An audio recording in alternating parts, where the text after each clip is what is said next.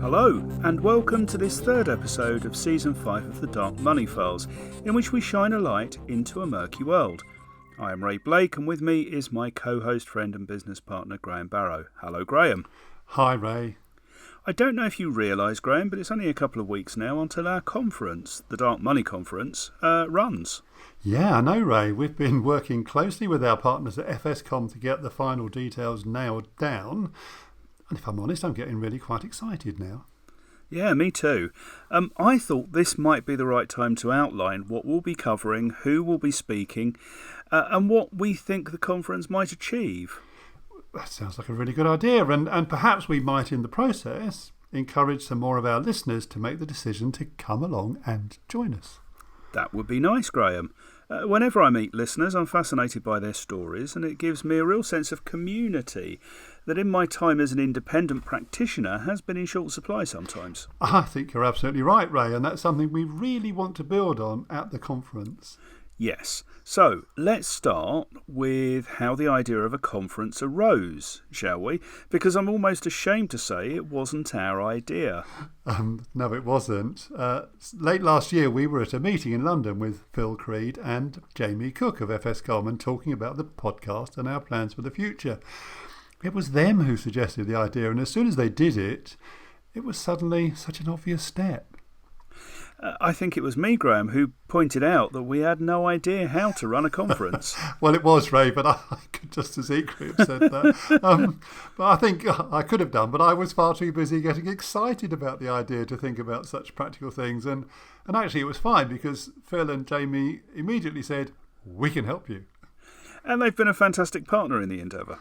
Oh, they really, really have. So fast forward to March this year, when Phil met us at a very impressive venue in central London. He'd been identifying possible venues for the conference, and this particular one was very much top of our list. It was, and we had a tour of the facilities, which were absolutely ideal for what we were planning. There was exhibitor space, a huge informal milling area, and little meeting alcoves, as well as a simply magnificent auditorium. Suddenly, I think we all had a very clear vision of what this conference would look and feel like. We were very, very excited. We were, and at the same time we'd all been thinking about who we might get to speak and appear on panels, and it seemed as though everyone we spoke to was really keen to get involved. And then, as March progressed, it became clear that there was going to be a major impediment to our plans. Just a couple of weeks after booking the venue, we were in lockdown. We were. I'm not sure whose idea it was initially, but it was an audacious one. We'd run the conference as originally planned, but entirely online. And this was before Zoom and Teams had become quite the fixture of our working lives that they are now. We weren't quite sure we knew how it would work, only that we were determined to see if it could. So here we are, 6 months later, ready to kick off what is even more of a first for us than we already thought it was going to be. Yeah, so let's give people the short version of what the conference is about and then walk through it in a bit more detail, shall we? Yeah, let's do that. We're running over 3 half days, all mornings, on the 23rd, 24th and 25th of September. That's a Wednesday, Thursday and Friday morning. And each day has a loose theme. Day 1's is Global Response, and we'll be focusing on the global response to financial crime, looking beyond the national frameworks to look for a joined-up approach across the world. And we've got some great speakers helping us to do that. We kick off with the two of us introducing author and freelance journalist Oliver Bullough, great friend of the Dark Money Files, who is always compelling to listen to. He absolutely is. Then we've got our first panel discussion, which we're calling Organised Crime, Organised Response, looking at how we can be more joined up in investigations to expose more fraud, corruption and other financial crime. And our panellists, and get this, are Paul Radu, who is the director and co-founder, in fact, of the Organised Crime and Corruption Reporting Project.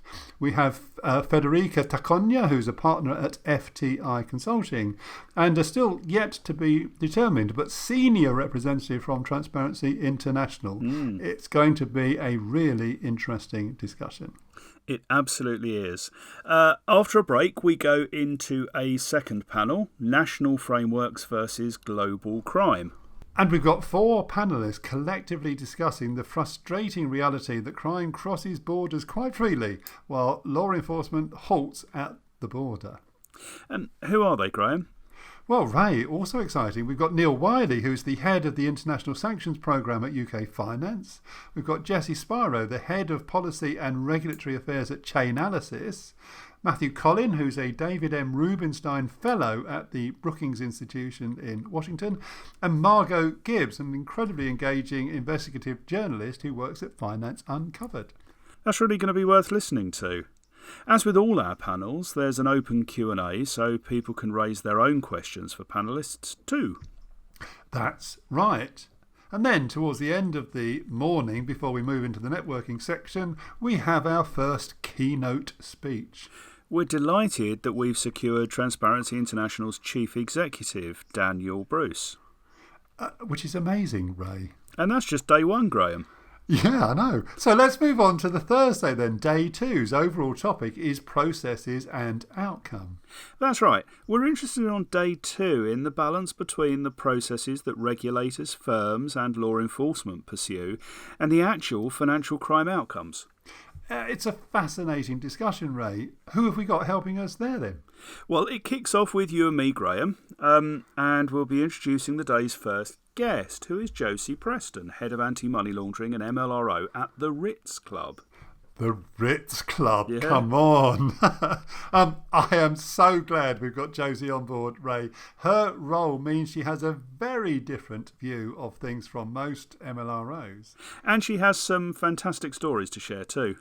She certainly does. Mm. And then day 2's first panel has a rather lengthy title.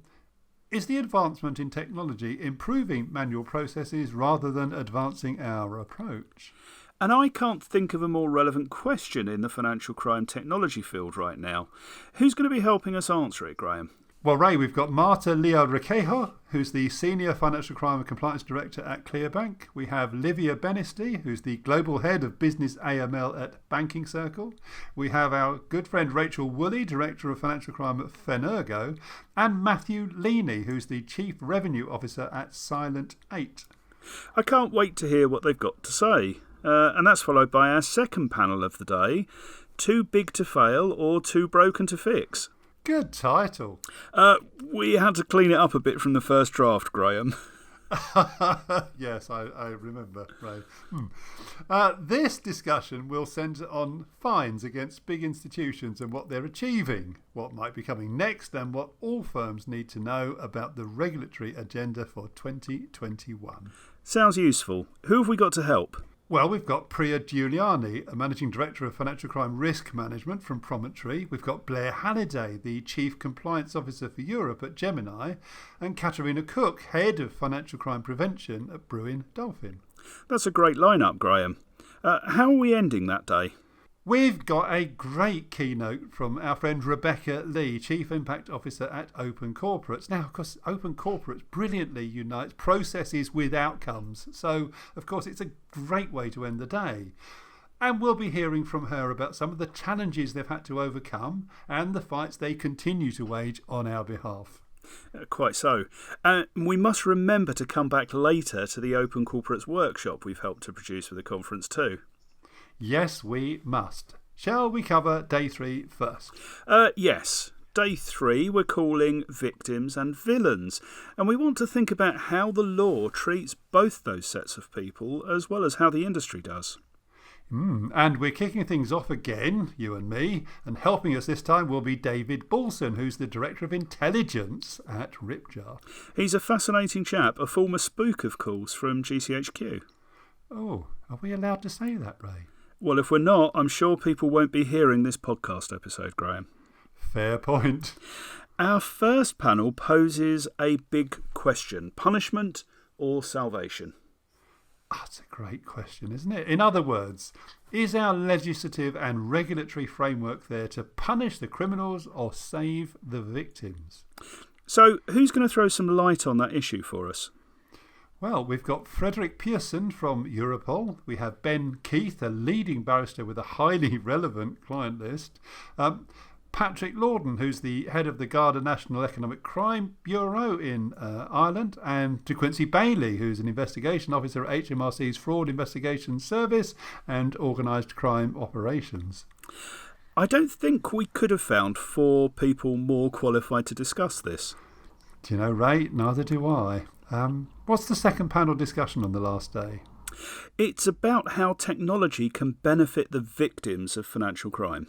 Now that is a very interesting topic, and we've got some top panellists to help us address it. There is Dominic Mack, Managing Director of Risk and Compliance Managed Services at Promontory. There's the lovely Joe Jenkins, Global Compliance Director at Railsbank, and Aidan Larkin. And anyone who's ever seen Aidan do a presentation will recognise that name instantly. And he's the founder of Asset Reality Limited. Fabulous. It's an important discussion, and one that I don't think gets much bandwidth at the moment. I could not agree more, Ray. So, how are we going to finish day 3 and indeed the conference? Well, not in a way people might expect, actually. Oh? Well, no, our keynote speakers are Matthew Caruana Galizia and Jonathan Price, QC. They will be talking about Matthew's mother, Daphne, the contribution she made to the anti-financial crime community, and the terrible price that she paid for that. Yes, and about the plans for the foundation established in her name. Yeah, the Daphne Caruana Galizia Foundation. It will be a memorable end to the conference, I suspect. But of course it won't be the end, will it? No, Ray. A conference ticket covers attendance on the 3 days, of course, but you also get ongoing access to the conference discussions, networking, and other material. And among that other material, you'll find a set of masterclass workshops our speakers have contributed on key topics we think people will find useful and interesting. Yeah, so let's run through some of those workshops quickly, shall we? We're expecting to have half a dozen or so overall, but perhaps we could focus on the 3 that we've been working on personally this week. Let's. We've already mentioned the Open Corporates one, and this offers a primer on open data and how Open Corporates tools can support different people and organisations in the fight against financial crime. We were involved in putting this one together, and you'll see and hear how we used the Open Corporate Service in an actual investigation and how it enabled us to make links we could not have made any other way. Yep. After viewing the workshop, you'll be ready to get started with using Open Corporates to support your own work. Fantastic. And then we worked with David Balson to put one together called Hidden in Plain View, Understanding the Changing Impact and Value of Open Source News Data.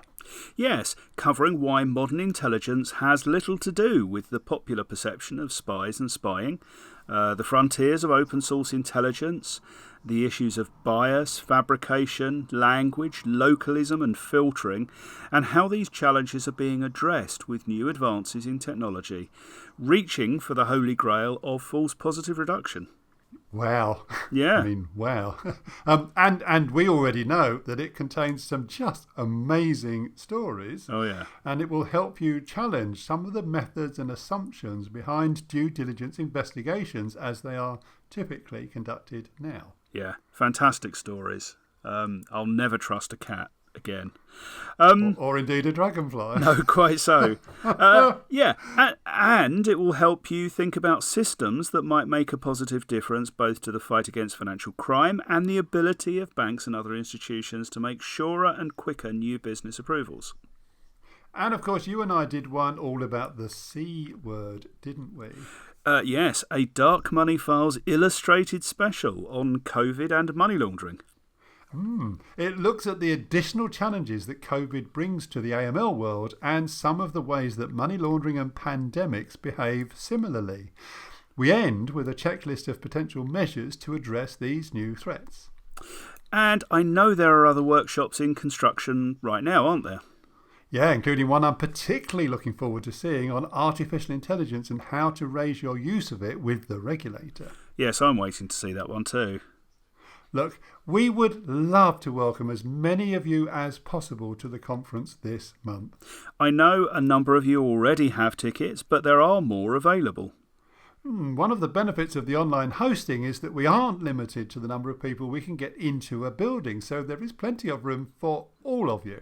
Yes, there is. You can check all the details at the conference website, which is darkmoneyconf.com. You can look at the speaker bios, see a full agenda and learn what else is provided, and then decide if you want to buy a ticket. You can buy a ticket for any individual day or days, or a full ticket for the whole thing. And they're not very expensive, are they, Ray? Not really, no. Good, and obviously we hope that you will. We do. What's next on the podcast, Graham?